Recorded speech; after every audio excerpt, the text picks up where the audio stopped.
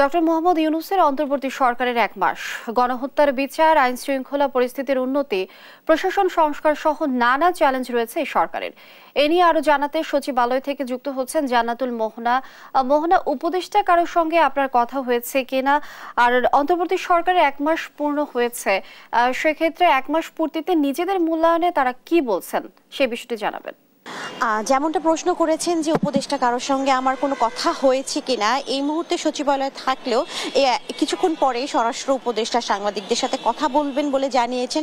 এরপরে হয়তো তারা আমাদেরকে জানাবেন যে অন্তর্বর্তীকালীন সরকারের যে ১ মাস পূর্তি হয়েছে এই উপলক্ষে তাদের যে কার্যাবলী বা তাদের যে পদক্ষেপ গ্রহণ করেছেন, কি কি পদক্ষেপ, তাদের কতটুকু কি পর্যন্ত তাদের পর্যালোচনা রয়েছে সে বিষয়ে জানাবেন। এবং আপনাকে জানিয়ে রাখি যে এই গত মাসের ঠিক আজ তারিখে অর্থাৎ ৮ই আগস্ট কিন্তু অন্তর্বর্তীকালীন সরকারের প্রধান উপদেষ্টা ডক্টর মোহাম্মদ নোবেলজয়ী ডক্টর মোহাম্মদ ইউনূস সহ শপথ গ্রহণ করেন এবং প্রধান উপদেষ্টা হিসেবে দায়িত্ব গ্রহণ করেন।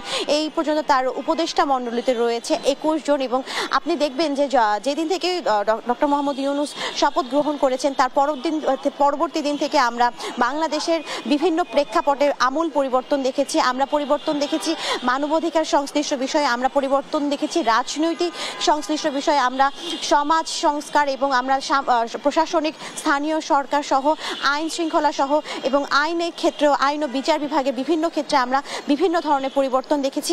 আমরা দেখেছি ১ জুলাই থেকে ৫ আগস্ট পর্যন্ত যে গণহত্যা হয়েছে এবং এই গণহত্যার নাম করে যেই ধরনের হামলা শিকার হয়েছে এবং মামলা দেওয়া হয়েছে, যে ধরনের ফৌজদারি মামলা দেওয়া হয়েছে সে সকল ফৌজদারি মামলা কিন্তু বাতিল করা হয়েছে আমরা দেখেছি। এবং আমরা দেখেছি যে বিভিন্ন পর্যায়ে যারা সাবেক মন্ত্রী এমপি সহ যারা ছিলেন, এরকম মন্ত্রী এমপি সহ পুলিশ কর্মকর্তা সহ প্রশাসনের বিভিন্ন পর্যায়ে আমরা দেখেছি যে নেতাদেরকে তারা গ্রেফতার করা হয়েছে। ২৫ জনকে এখন পর্যন্ত গ্রেফতার করা হয়েছে আমরা দেখেছি। এছাড়াও দেখেছি আমরা বিভিন্ন গুরুত্বপূর্ণ পদে থাকা যে ব্যক্তিবর্গরা রয়েছিলেন গত সরকারের আমলে তারা পদত্যাগ করেছেন অনেকেই। এবং আমরা তার মধ্যে বলতে চাই প্রধান বিচারপতি ছিলেন, নির্বাচন কমিশনার ছিলেন এবং আমরা বিভিন্ন প্রধান বিচারপতি, নির্বাচন কমিশনার সহ বিভিন্ন বিশিষ্ট জনকে আমরা পদত্যাগ করতে দেখেছি।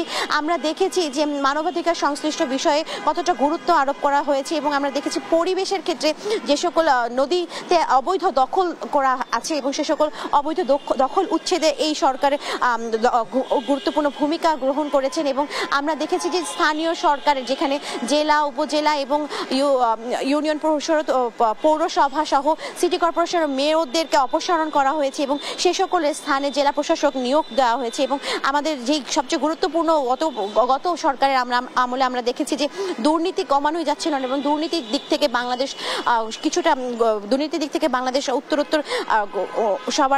উত্তরোত্তর আমরা দেখেছি বাংলাদেশের অবস্থান অবনতির দিকে যাচ্ছিল। সেক্ষেত্রে তাদের এই সরকারের অন্তর্বর্তীকালীন সরকারের যারা একটি গুরুত্বপূর্ণ পদক্ষেপ আমরা দেখেছি, যেখানে সরকারের যত প্রকার কর্মচারী রয়েছে সিনিয়র সচিব থেকে ড্রাইভার পর্যন্ত তাদের সকলের কিন্তু সম্পত্তির হিসাব দাখিলের জন্য এই সরকার নির্দেশ জারি করেছেন।